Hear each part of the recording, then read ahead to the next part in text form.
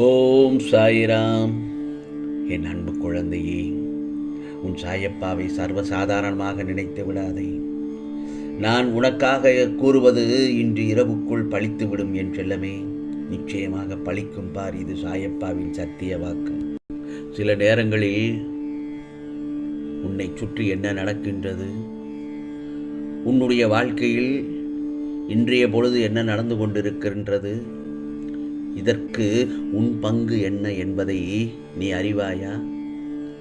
என் செல்லமே, நீ சாதாரணமாக இந்த பிரபஞ்சத்தில் படைக்கப்படவில்லை. நீ தேர்ந்தெடுக்கப்பட்டவன். ஆம் செல்லமே, சில நேரங்களில் உன்னை சுற்றி இருப்பவர்கள் உன்னை பற்றி தாழ்வாகத்தான் பேசிக்கொண்டிருக்கிறார்கள்.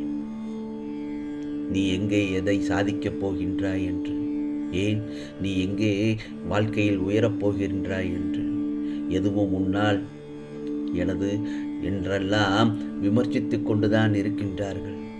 அவ்வளவு ஏன், ஒரு சில நேரங்களில் நீயே கூட உன்னை பற்றி தாழ்வாகத்தான் எண்ணிக்கொண்டிருக்கின்றாய்.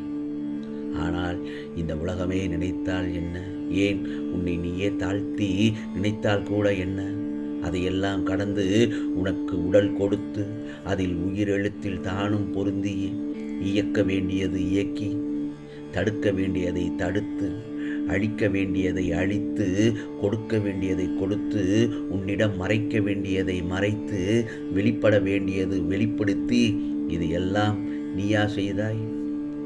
என்றோ அல்லது இன்றெல்லாம் உனக்குள் நடக்கின்றது என்றால் உனக்கே தெரியாமல் தான் இருக்கின்றது. ஆம் செல்லமே, இந்த பிறவி எதற்காக, இந்த வாழ்க்கையில் நீ என்ன சாதிக்கப் போகின்றாய் என்பது கூட உனக்கு தெரியாதுதானே. ஆனால் இந்த உடலை கொடுத்தது நீ இருக்கின்றாய் என்றால் உன் பயன்பாட்டை உன்னை படைத்து பயன்படுத்துபவன் அறிவான். புரிகிறதா என் செல்லமே? ஆகவே இந்த பிரபஞ்சத்திற்கு உன்னுடைய காரியம் தேவை. உன்னால் சில காரியங்கள் செய்தாக வேண்டும். அதனால்தான் இன்னும் நீ இந்த பிரபஞ்சத்தில் தங்க வைக்கப்பட்டிருக்கின்றாய். உன்னை படைத்தவன் இன்னும் நீ இந்த பிரபஞ்சத்தில் இருக்க வேண்டும் என்றுதான் நான் ஆசைப்பட்டு கொண்டிருக்கிறேன். ஆனால் நீ என்ன செய்கிறாய் என்பதை கூட உனக்கு தெரியாமல் தான் இருக்கும். ஏனென்றால் நீ இங்கு வெறும் கருவி மட்டும்தான். அந்த கருவியின் பயன்பாட்டை அறியுமா? அதை என்ன செய்து கொண்டிருக்கிறது என்பதை அறியுமா? அதை பயன்படுத்தியவனே நம்பி தன்னை ஒப்படைத்து விடும். அதன் உரிமையாளன் அதை பயன்படுத்தி பத்திரமாக பாதுகாத்து கொள்வான். அப்படியாக என்னால் தேர்ந்தெடுக்கப்பட்டு இவ்வாறு கையில் இருப்பு கொள்ளப்பட்டு இருப்பவன் தானே நீ உன் அருமை என்னவென்று எனக்கு தெரியும். சில விஷயங்கள் நான் உன்னால் செய்து கொண்டுதான் இருக்கின்றேன். எனவே யார் என்ன சொன்னாலும், இந்த உலகம் என்ன தூற்றினாலும் கூட நீ ஒன்றை மட்டும் அவர்களுக்கு பதிலாக கூறு, நான் இறைவனின் தேர்ந்தெடுக்கப்பட்டவன் என. நிச்சயமாக உனக்காக அல்ல, என் இறைவனுக்காக என் கடமைகளை நான் சரிவர செய்து கொண்டுதான் இருக்கின்றேன். என்னை படைத்தவன் என்னை சரிவர உபயோகப்படுத்தி கொண்டுதான் இருக்கின்றான். என் அருமை தெரியாமல் என்னை பற்றி பேசுபவர்களை பற்றி நான் ஒருபொழுதும் கவலைப்படப் போவதில்லை என்று அவர்களுக்கு பதிலை கூறு. ஆம் செல்லமே, என்னால் தேர்ந்தெடுக்கப்பட்ட நீ எப்பொழுதும் என்னிடம் பத்திரமாகத்தான் இருக்கின்றாய். உன்னை பாதுகாப்பது எனது கடமையும் கூடத்தான். இனி நீ எதற்கும் பயன்பட மாட்டாய் என்று யார் கூறினாலும் அதில் அவர்களுக்கு நீ சட்டை செய்யாதே. நிச்சயமாக உன் செயல்பாடுகளை நான் நடத்துவேன். உன்னுடைய கடமைகளை எல்லாம் நான் எவ்வாறு ஆட்டுவிக்கின்றேனோ அவ்வாறு அடிக்கடி அப்படி இருந்தால் மட்டும் போதும். காயப்படும் போதெல்லாம் உன் உள்ளத்தை திறந்து இந்த சாயப்பாவிடம் மட்டுமே ஆறுதல் தேடு. இந்த சாயை விட சிறந்த ஆறுதல் சத்தியமாய் உலகில் வேறு எதுவுமே இல்லை. ஆம் செல்லமே, நான் தேர்ந்தெடுக்கப்பட்ட என் செல்ல குழந்தை நீ, துவாரகமாயின் செல்ல குழந்தையை நீ. ஆகவே உன் வாழ்க்கையை நான் பார்த்துக் கொள்கிறேன். நீ கலங்காமல் மட்டும் இரு என் செல்லமே. நிச்சயமாக உன்னுடைய வாழ்க்கையை நான் பார்த்துக் கொள்கிறேன். உன் கடமை, உன் உருவத்தை மனதில் நிறுத்தி சாயி சாயி என்று என் நாமத்தை அனுதினமும் உச்சரித்து கொண்டு வருவதையும் வேடிக்கை பார்ப்பதையும் நான் பார்த்து கொண்டுதான் இருக்கிறேன்.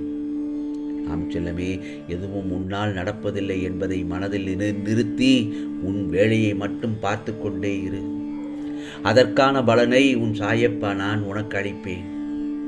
ஆகவே யாரும் யாரையும் நிந்திப்பதால் பயனில்லை என்பதை உணர்ந்து எல்லாவற்றிற்கும் மூல காரணம் உன் தந்தையாகிய நான் என்பதை அறிந்தால் நீ இந்த அளவிற்கு மன உளைச்சலுக்கு ஆளாக மாட்டாய். உன் முன் ஒருவரை நிற்க வைப்பதும் செயல்படுத்துவதும் உன் சாயப்பா நான் தானே. அதை நீ அறிந்தால் உனக்கு இந்த துன்பமும் இல்லை. ஒன்றை மட்டும் நீ உன் மனதில் நினைவில் வைத்துக்கொள் என் செல்லவே. உன் மனம் எனக்கு தெரியும். உன்னை யார் வெறுத்தாலும் ஒதுக்கி வைத்தாலும் சிறிதும் வருந்தாதே, கலங்காதே.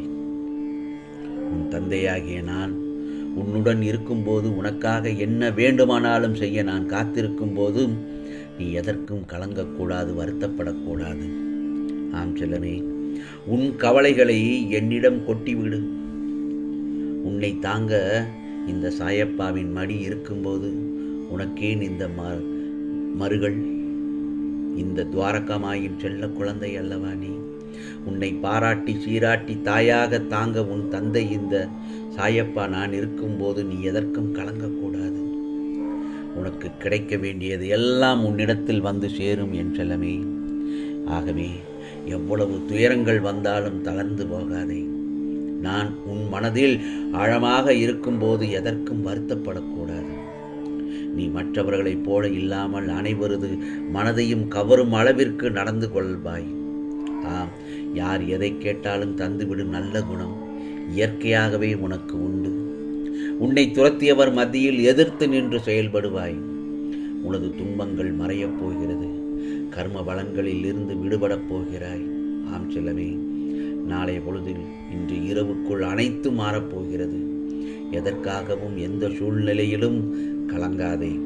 யாரை கண்டும் அஞ்சாமல் உனக்கான செயல்பாடுகளில் ஈடுபாடோடு செயல்படு.